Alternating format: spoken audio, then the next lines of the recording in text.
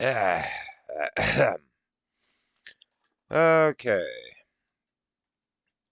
time to pick back up on Long Live the Pumpkin Queen, once again written by Shea Ernshaw. I did not write this. Do not think that I did. Do not pretend like I'm pretending like I did.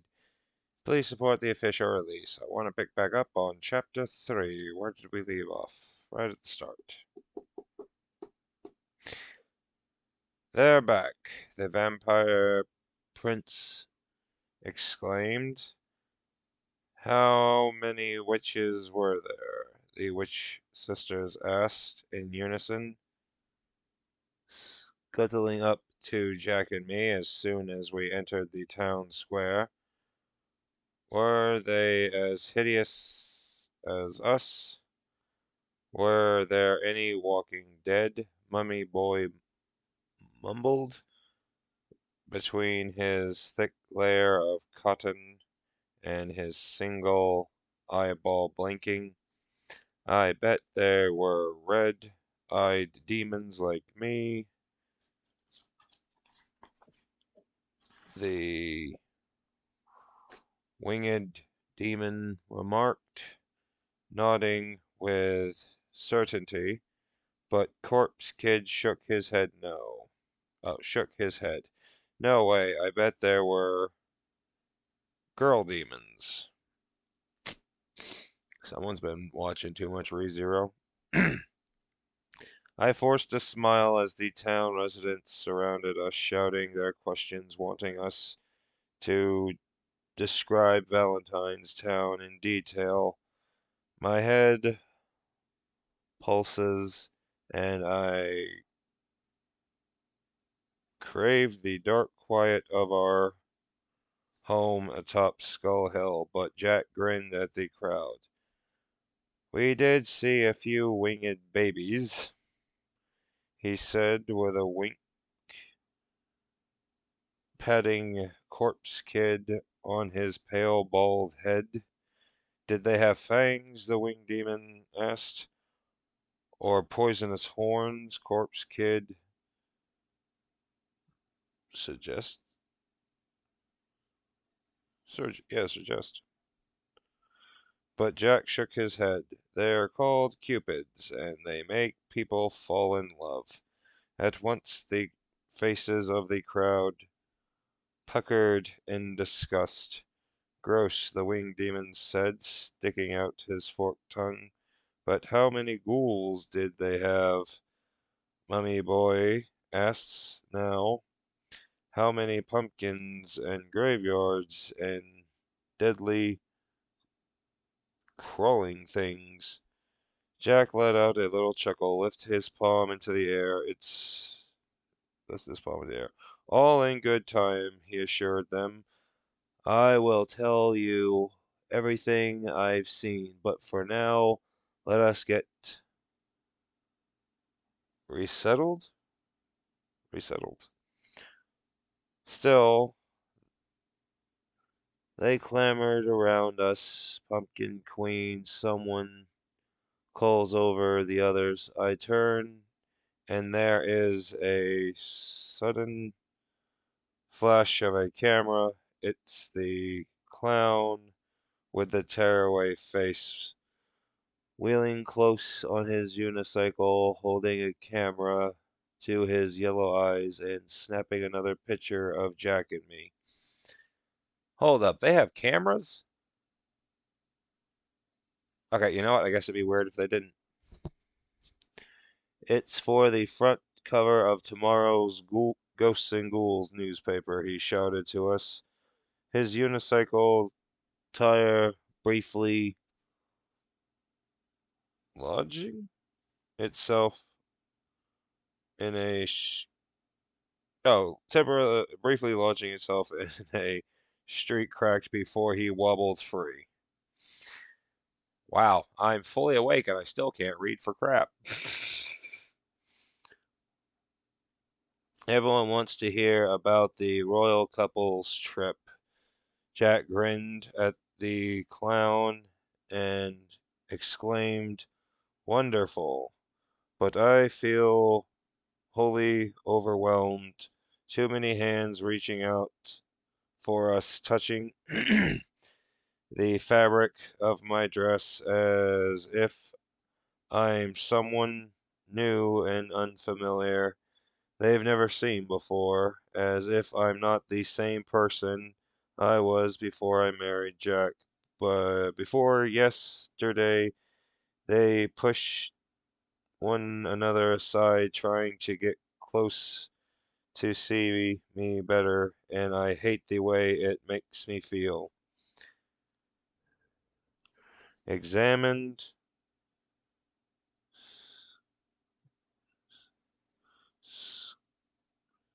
scrutinized? I think it's supposed to be scrutinized.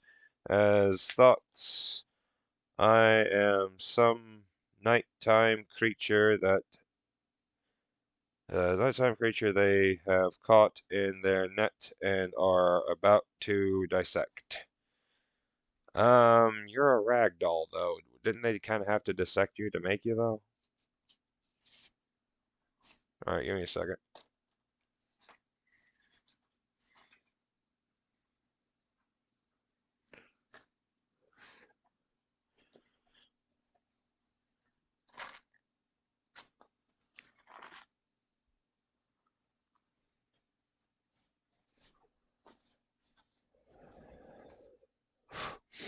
I push my way, yeah, behind Jack as we finally approach the gate of Skull Hill. The pro prosins?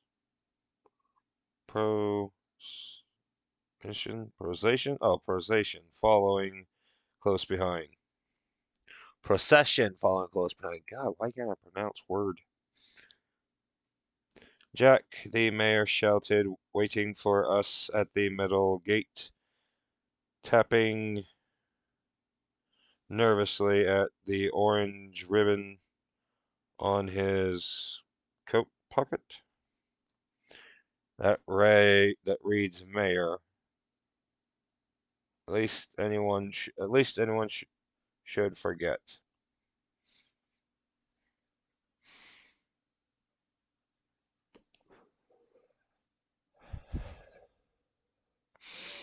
I always did like how accurate the mayor for Halloween Town is.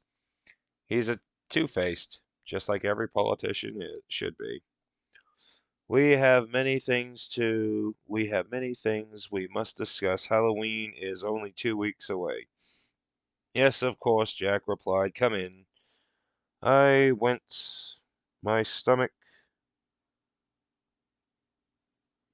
plummeting? Plummeting? I want nothing more than to shut the door of our house, sink into the quiet, and be alone with Jack. But the mayor waddles in behind us, his cone-shaped head barely squeezing through the doorway, and several other bustles in behind him, including the witch sisters Helgame, Helgheim, and Zeldaborn, and the vampire prince, I mean Queen. The mayor corrects himself, clearing his throat. The witch sisters and the vampire prince have many things to show you. There isn't much time. Jeez, they just got back from their vacation, dude. Give 'em at least till tomorrow. For what? I ask, backing away from the mayor, hoping I can slip through one of the shadowy doorways and escape his frenzied, swirled eyed gaze.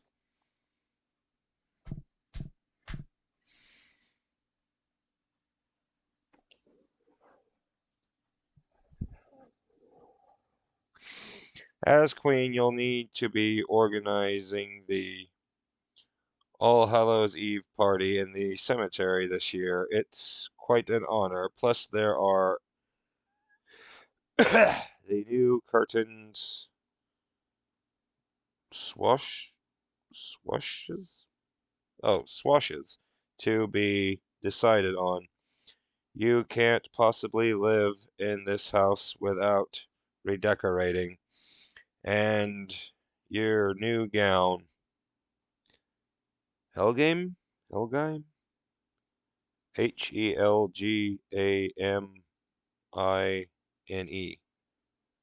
Helgame, I guess. And Zelda-born say in unison. I swallowed down the scrabbling, thorny ache forming in my throat and feel for my seams on my wrist, plucking at the thread, tugging at it, worrying, wearing it loose. I don't need a new gown. The mayor's face jerked around quickly, revealing his sharp pointed teeth and deep, uh, drizzly, foamed, foamed. I don't know.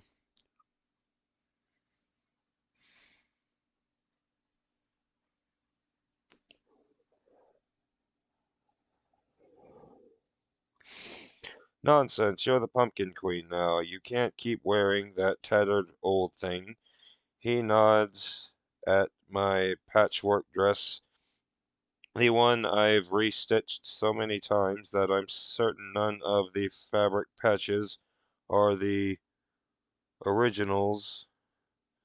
The black and midnight thread barely kept keeping it together. Must anything change at all?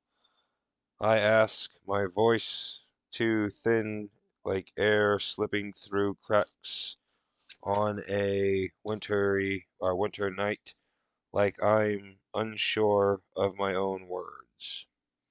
I don't think the house needs new curtains either. Mm, hmm.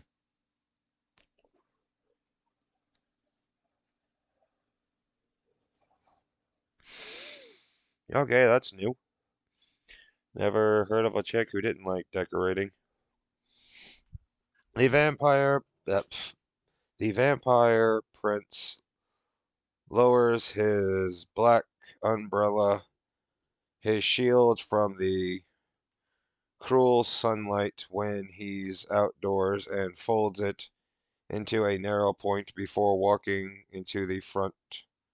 Oh, before walking to the front window, touching the old black curtains with his thin fingertips and remark, or and making a tisk tisk sound like he's never seen anything quite so horrid in his long, long life. Maybe we could at least wait until tomorrow, I suggest, backing away towards the spiral stairs. Starting in the morning, I don't want a new dress, new curtains, or to make plans for a party. I just want to be alone with Jack for a little longer.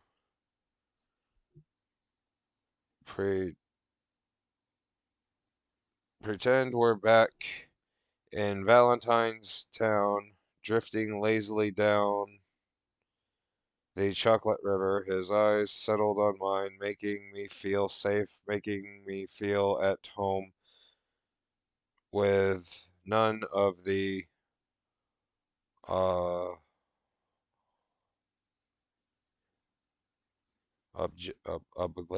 obligations that waiting for us here.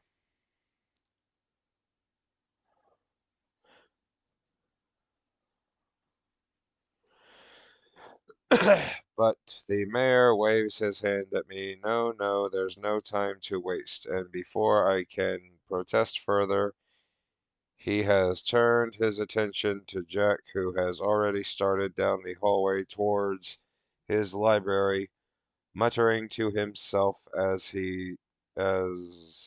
He thumbs through the scrolls and diagrams of sketches for the fast approaching Halloween holiday, already lost in his work. Yeah, I mean, that's kind of his job, Sally. You signed up for this the moment you said, I do. Alone with the witch sisters and the vampire prince. Okay, I'm gonna stop right there. It's princes. There was three vampires, if I remember correctly, right? Or am I misremembering? I think I can make my escape,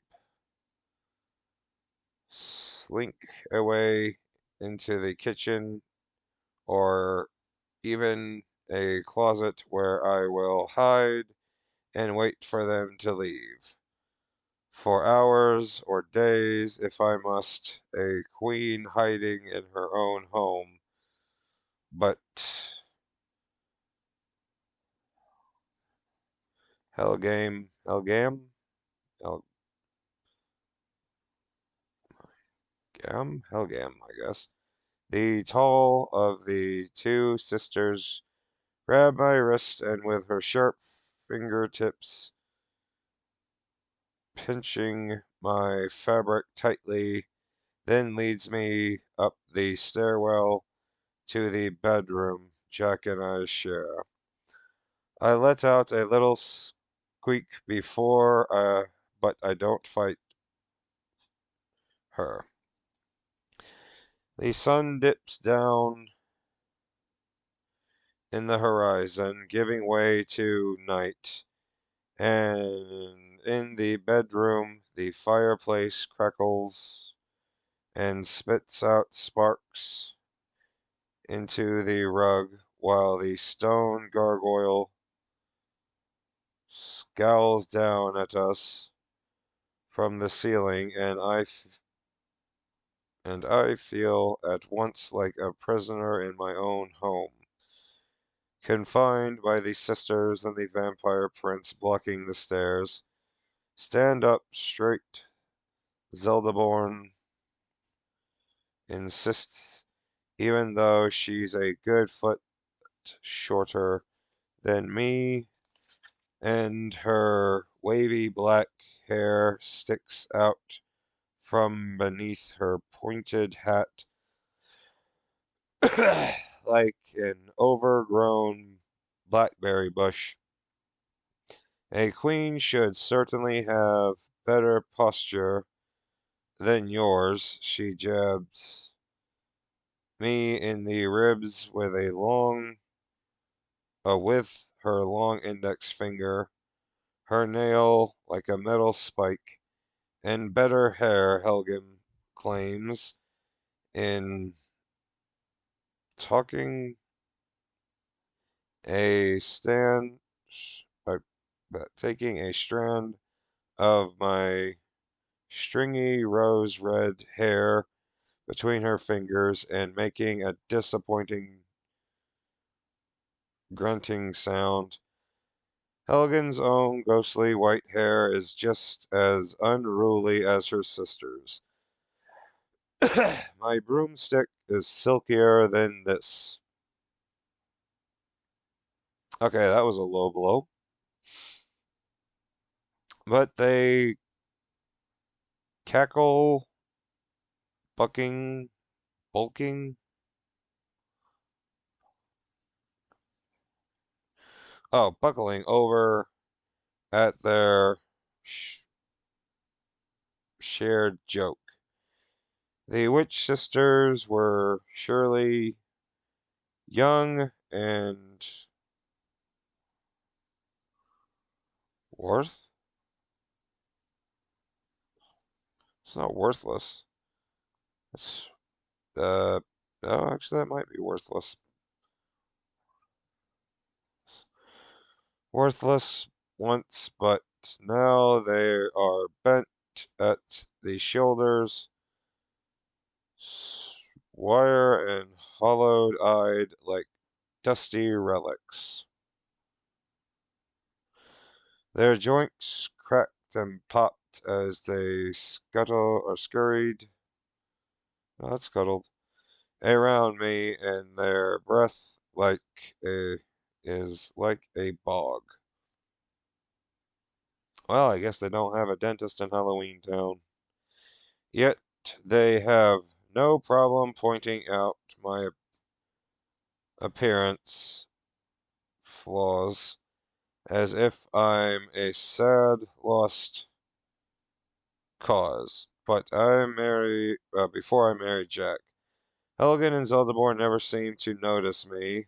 I was as unimportant to them as a scarab beetle crushed beneath their shiny black shoes. But now, between rumbles of annoyance and snickering laughter, they drape black Clefin? Clefin? Shilfin around my torso, then pin it to my patchwork dress as if I'm, well, a rag doll, accustomed to the pricks of needles points. Dark. They stood back to admire their work before repinning and fusing and adjusting seams. The vampire prince ignores their wheezing laughs and justs out his long gray chin as he steps forth to place an oversized black feathered hat atop my head. But when I caught my reflection in the slender mirror before the bedroom closet, I see that it's not a hat at all, it's a crown. Oh my God, Sally, how did you not? You know what? Whatever. The vampire prince tilts it a little to the left, then front so that it slooped partingly over my eyelashes. We want you to wear perfectly, Queen, he said, blinking his milky white eyes at me. I grimace at the words, always the same word, Queen, as I pull the crown higher onto my head, away from my eyes, but I feel like an imposter. I look like one too. Zeldaborn and Helgrim. Cuz? What the fuck? Cease their laughing and praise the crown.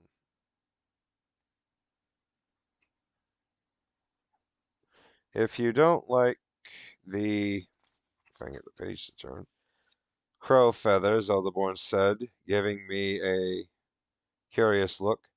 I saw a raven in the street this morning, nearly dead. It would look lovely with your pale complexion.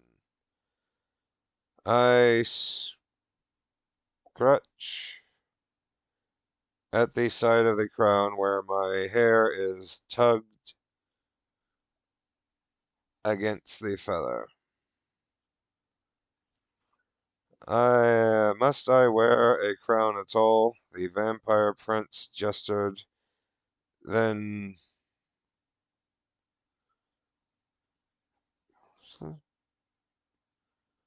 clustered, clustered a hand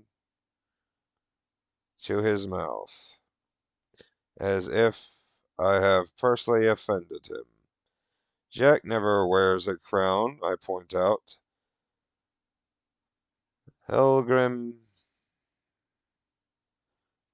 and Zeldaborn exchange a quick look, their laughter gone, and Ray's warted, uh, warts gleaming in the moonlight through the window. The vampire prince place in front of me, arms crossed, his sharp black hairline drawing down. Crows are all the fashion for a queen these days. How would you know what the latest fashions are?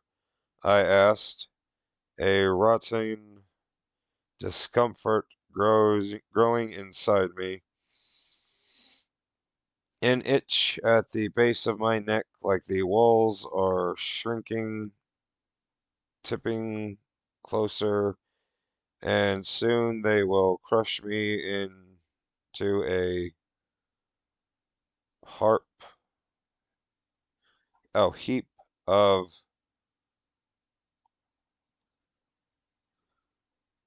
Clifford and crow feathers. None of you have ever been outside of Halloween Town. I continue, my voice raising, sounding stronger now, but the room only grows smaller. The seams along my chest tighten until I feel impossible to suck in a breath. You've never even met a real queen before. I have, but I did not tell them this about my meeting with Ruby Valentino because I have no interest in wearing cherry red high heels and a bouffant glittering gown that sweeps around me like a broom whenever I walk. Surely such a gown would only gather up beetles and spiders in its hemline in a place for insects to nest and make their home. I don't need any of this, I said instantly, my head dizzy and my throat dry like I've swallowed a spoonful of dust.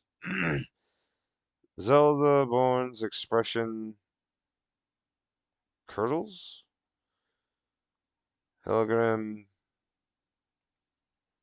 mouth falls open with a fun fabric still pinned across my patchwork dress and a crow feather crown tipping to one side of my head. I start to back away from them towards the doorway, feeling trapped like a pigeon in an attic, wings useless, eyes darting for a way free. The trio stares back at me, eyes blinking, but before they can argue that this is for my own good, I slip out into the hallway and scramble down the staircase, tripping on the layers of Chilfon, Chliffon, Chiffon, whatever.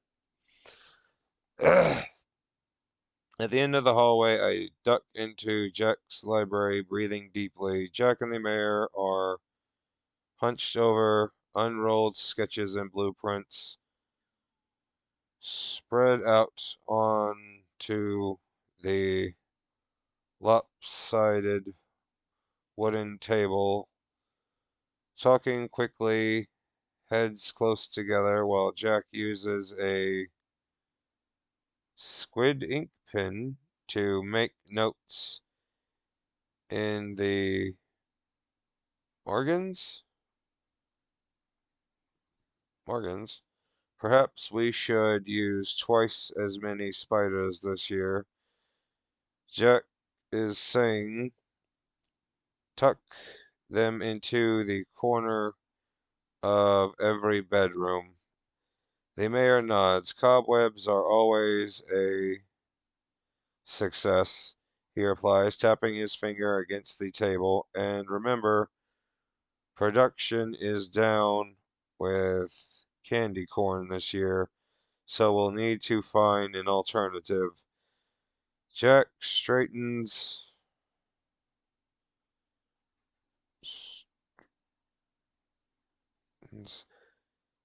is the sweep still running low on sugared wax? Is the swamp still running low on sugared wax? Afraid so, but we have an idea for making candy shaped like bat heads. Keep those away from Ozzy Osbourne. Jack rubs anxiously at his forehead, bone against bone. Do we have enough black tar for that? I'll check with Cyclops, but last week he assured me that the tar pits were as deep as ever. Good, Jack said, releasing his hand. Now about the Wolfman, I heard he has a sore throat and isn't sure that he'll be able to howl at the moon this year. Is this true? The mayor started to speak, but I stepped into the room, cutting him off. Jack, I said softly, I need to speak with you. He turns and smiles when he sees me, eyes lighting up. I I step further into the room, into the lamplight. I didn't really feel like myself in all this. I lift the edge of the black coffin gown for him to see the liner like a lace cake of cobwebs stitched thin, the crow feather crown now slumped to one side, slipping down to my straight hair. Uh, okay.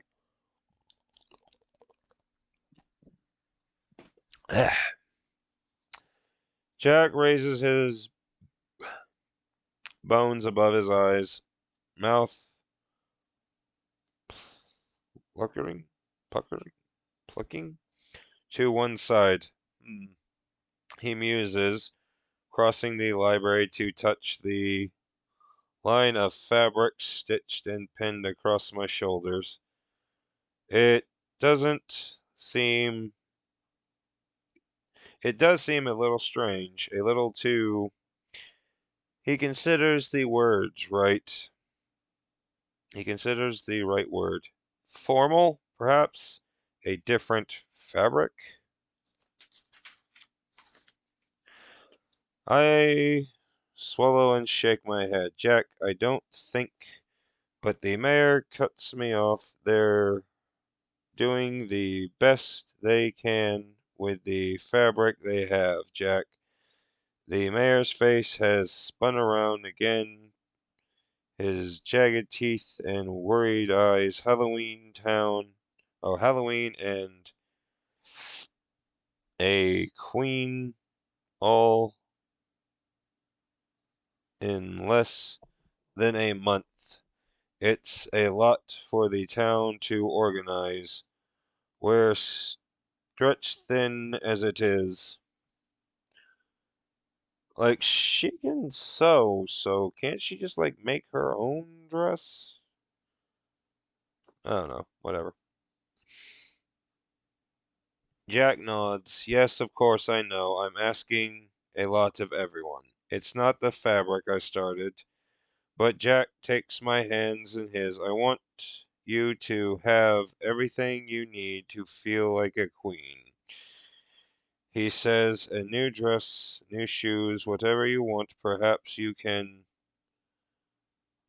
suggest to them a different style or a crown that's a little less. He taps his fingers to his chin.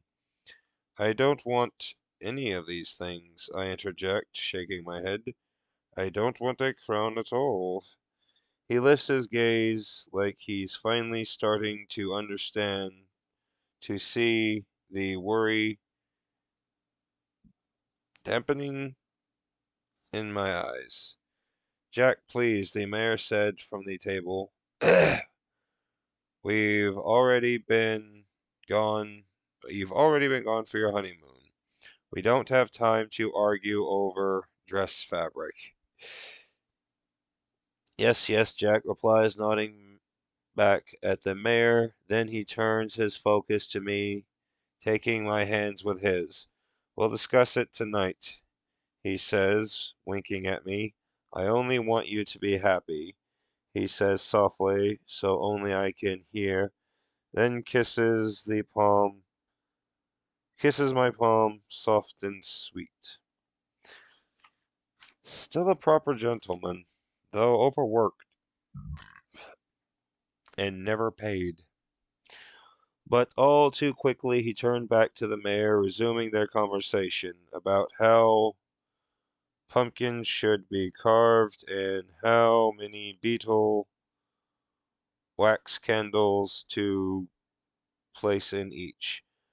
I tucked my mouth to one side and I took my mouth to one side, the unease still wrenching inside me, and I slipped out into the hallway where the witch sisters and the vamp prince are coming down the stairs. Pumpkin Queen, they call out in cheery sing-song. Let us show you the fish leather shoes we've prepared for you.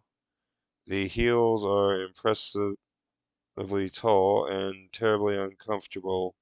We think you'll love it. So they're just regular high heels then? Because every girl I've ever seen has always complained high heels are not comfortable. I didn't wait for them to reach the bottom of the stairs. I didn't bother protesting. Instead, I dashed past them and yanked open the front door, ducking out into the dim evening light. Hey, I guess she's had enough. That was the end of chapter 3. Quite a few words in this one I've never actually seen before. Once again, I did not write this. I do not claim to own this. I'm just merely reading it because I'm a big Nightmare Before Christmas fan. Please support the official release. Go out and buy a copy of the book. We'll be continuing this at a later date. Thank you all for your time. Please like, share, subscribe, and all that fun stuff. Leave a comment down below. Good day. Beep.